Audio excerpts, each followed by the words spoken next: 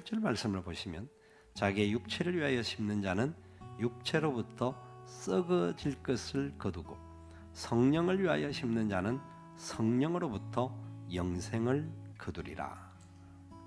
성령을 따라 심어야 된다. 성령을 위하여 심어야 한다. 성령의 권능과 함께 해주심을 기대하면서 심어야 되는데 어떻게 그러면 심어야 되는가? 무엇을 심어야 되는가? 6절 말씀에 첫 번째로 우리가 찾아보고자 하는 것인데, 가르침을 받는 자는 말씀을 가르치는 자와 모든 좋은 것을 함께 하라, 그렇게 말씀합니다. 이 함께 한다라는 말은 나눈다, 준다 하는 말이 포함되어 있습니다. 그렇기 때문에 말씀을 가르치는 자와 모든 좋은 것을 함께 나누라는 겁니다. 가르치는 자나 주는 자나 똑같이 모든 사람들이 하나님의 은혜를 받은 사람들답게 받은 은혜를 어떻게 하면 베풀고 나는가? 십자가의 사랑, 아가페적인 사랑으로 사랑을 실천하는 삶에 대한 첫 번째 원리입니다. 십자가의 사랑을 받은 사람들로 그렇게 하는 것이 마땅할 뿐만 아니라 하나님께 세운 그 종들을 통하여서 왜 이 일이 필요한가? 하나님께서 하나님의 복음이 확장되어지고 복음이 그 놀라운 은혜로 많은 영혼들에게 들어가서 우리는 아무 받을 자격이 없는 자들인데 그 복음으로 하나님께서 우리에게 은혜를 베풀어 주신다는 약속이지 않습니까? 그런데 이 복음이 어떻게 하면 방해가 되지 않고 계속해서 확장되어 나갈 것인가 라는 부분에 있어서 복음에 증거하는 사역자들, 선교사들, 목사들, 사역자들에게 하나님께서 때를 따라도 없는 복음의 약속을 말씀을 통하여 하고 있다는 겁니다. 첫 번째는 복음 때문에 하는 것이고, 두 번째는 뭐냐면 나의 유익을 위해서 하는 겁니다. 만약에 사실 주의 종이 잘못할 수도 있고 또 뭐 어떤 사람이 또 다른 사람이 잘못할 수도 있지만, 그런 사람들과의 관계 속에 그 사람 잘못 때문에 내가 상함이 되면 어떻게 됩니까? 하나님의 말씀 안에서 살 수가 없는 거예요. 복음 안에서 누릴 수가 없는 거예요. 항상 말씀이 와도 막히는 거예요. 사탄은 우리의 길을 닫게 만듭니다. 우리의 귀가 열려지지 않기를 소망합니다. 그러면 누가 손해인가요? 바울은 이 말씀을 가지고 단순히 주의 종들 잘 섬겨서 주의 종들 많이 주라 그러면 복 받는다, 이런 개념의 이야기 아니라 우리 스스로가 하나님의 복음 앞에 얼마나 바로 서야 할 것인가에 대하여서 철저하게 강조합니다.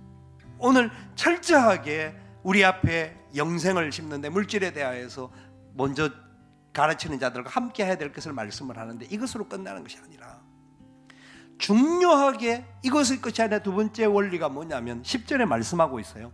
가르치는 자들만에게 하는 것이 아니라 기회 있는 대로 모든 이에게 착한 일을 해야 합니다.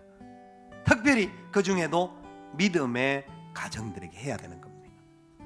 우리가 믿지 않는 사람에게도 이 일을 하지 않습니까? 구제도 하고 선한 일도 우리는 하고 여러 사람들에게 이런 걸 베풀려고 하고 있는데, 특별히 우리 공동체 중에 어려움을 당하고 위기를 만나 있는 사람이 있다고 한다면 그래도 그들을 도와라는 겁니다. 선한 일을 해라, 착한 일을 하라. 이것이 하나님이 기뻐하는 일이다. 기회 있을 때 해라는 겁니다. 기회가 항상 오는 것이 아닙니다. 언제 기회가 사라질지 모릅니다. 그런데 중요한 마지막 결론으로 세 번째 기억해야 할 게 9절 말씀입니다.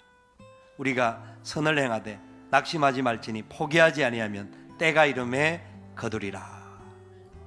끝까지 가자라는 겁니다. 끝까지 하라는 겁니다. 포기하지 말라라는 겁니다.